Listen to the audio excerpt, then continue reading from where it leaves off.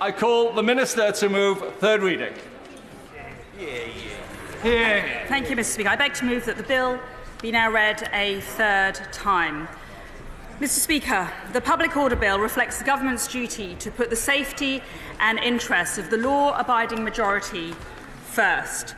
We are on their side, Mr. Speaker, not the side of extremists who stick themselves to trains, glue themselves to roads, interfere with newspaper distribution, vandalise property, disrupt the fuel supply, disrupt indeed this chamber or block ambulances. The growing tendency of those with strong opinions to mix their expression with acts of violence cannot and will not be tolerated. Now, the most generous interpretation of the kind of characters who glue themselves to roads is that they are dangerously deluded. But in fact, many of them, Mr. Speaker, much worse, have the deranged notion that their ends justify any means whatsoever.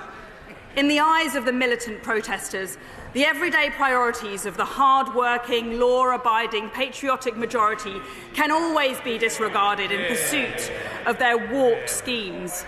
These extremists stop people from earning a living, gaining an education or caring for a loved one in need.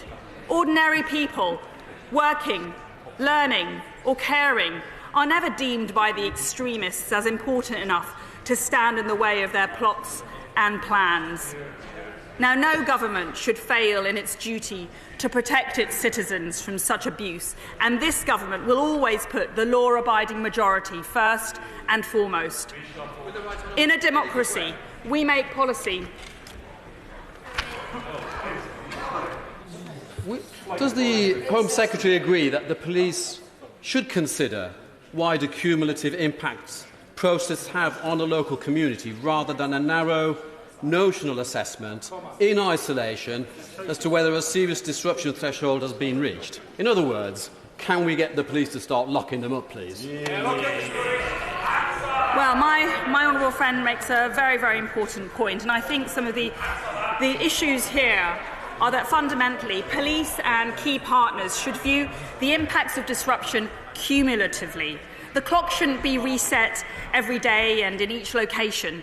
They need to look at the tactics in the round, and we need the police to act proactively, decidedly, diligently, and therefore there are various factors they need to include in their assessment of serious disruption. They need to consider the overall length and the time and the impact on communities. They need to look at the disruption to a general area. They need to look at the police resources which have been drained by the action, and they need to look holistically and actively at how they take action. Would my right honourable friend agree that given the strict limitation of police resources, they should perhaps deploy those resources on dealing with the guerrilla tactics that are putting the people of London at harm and less time policing pronouns on Twitter? Well, my honourable friend raises an issue that is close to my heart, which is we need our police officers, our brave men and women, the majority of whom are heroes, frankly, in terms of this nation's law enforcement and security, to be focusing on our priorities and the priorities of the law-abiding majority, common-sense policing. And that means focusing on targeting and fighting the bad guys, fighting the criminals and stopping crime, not policing pronouns and not pandering to politically correct campaigns. I will make progress, I'm afraid. No government should fail in its duty to protect its citizens from such abuse, and this government will always put the law-abiding majority first. And in a democracy, we make policy through civilised debate and at the ballot box, not through mob rule and not by visiting chaos and misery on our fellow citizens. When I was the Attorney-General, I'm afraid I haven't got much time, when I was the Attorney-General, I went to court to establish that it's not a human right to commit criminal damage. The Court of Appeal agreed with me in the Colston statue case that serious and violent disorder crossed a line when it comes to freedom of expression. That's common sense to the law-abiding majority. Now, since the 1st of October alone, the Metropolitan Police has made over 450 arrests linked to Just Stop Oil, and I welcome this, but more must be done. And that's why I welcome the fact that today Transport for London have succeeded in securing an injunction to protect key parts of the London roads network. That's an important step forward in the fight against extremists.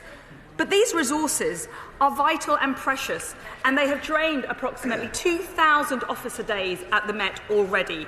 That's resources that aren't focusing on knife crime, aren't dealing with violence against women and girls. But I'm afraid to say, Madam Deputy Speaker, and I will come to a close soon, that's why it was a central purpose of the Police Crime Sentencing Courts Bill, now Act, to properly empower the police in face of the protests, and yet members opposite voted against it.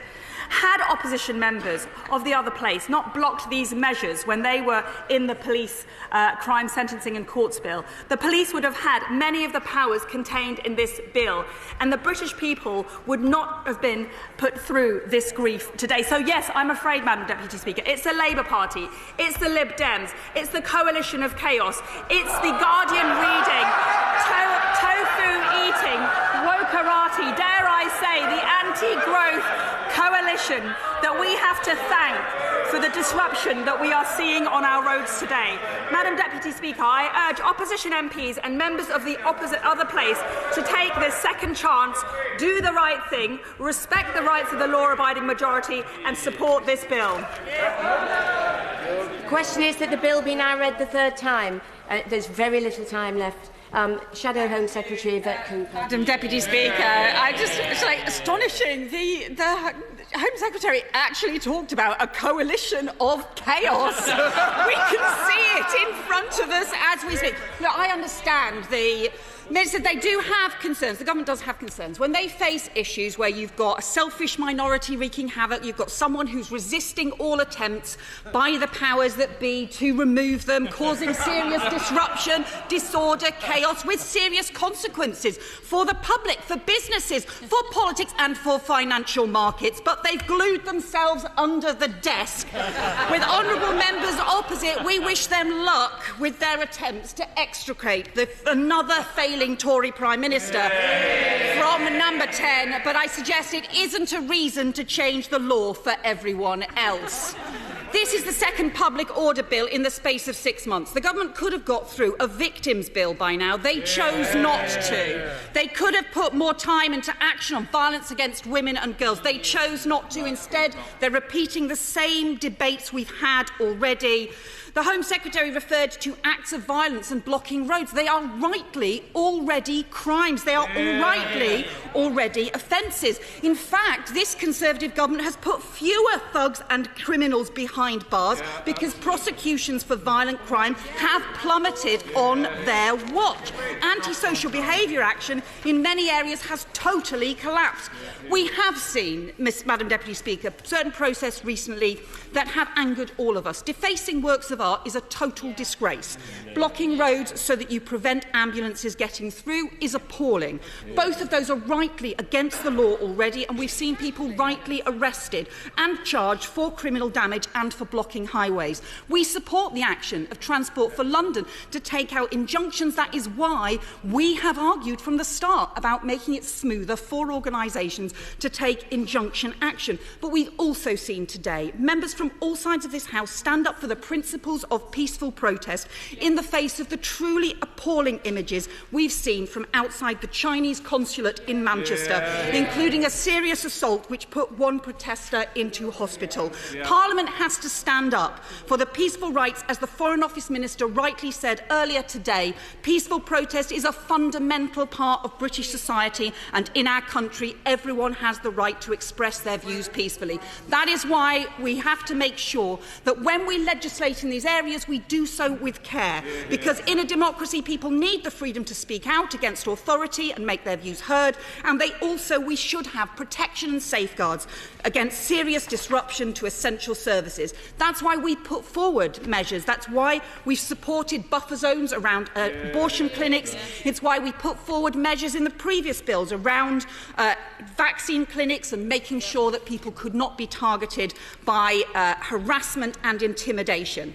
And my honourable friends have talked about the existing legislation that is already in place. The measures in this bill will not tackle that.